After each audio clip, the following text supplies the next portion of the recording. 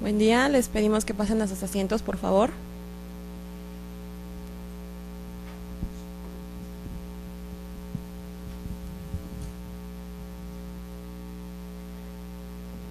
El comité organizador del seminario de los jueves les da la más cordial bienvenida a esta sesión.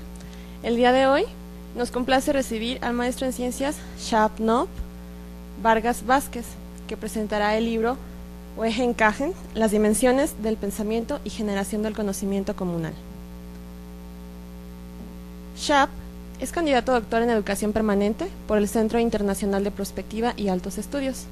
Es maestro en ciencias en matemática educativa por el Centro de Investigación y de Estudios Avanzados del Instituto Politécnico Nacional y tiene la licenciatura en física y matemáticas por el mismo instituto.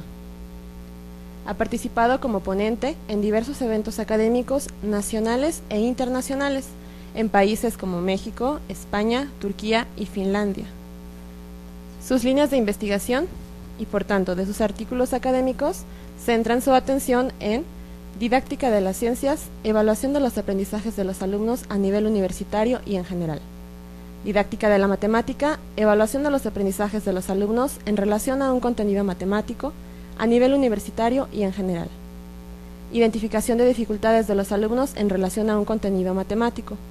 Construcción comunal del conocimiento. Actualmente es profesional independiente, fundador y director del Centro Especializado en Atención al Rendimiento Escolar en Matemáticas en la ciudad de Oaxaca. Ha colaborado como profesor en diversas instituciones educativas, tales como Universidad de La Salle, Escuela Normal Superior Federal de Oaxaca, Universidad del Papaloapan, Universidad Pedagógica Nacional y el Sistema de Educación a Distancia de la Secretaría de Educación Pública.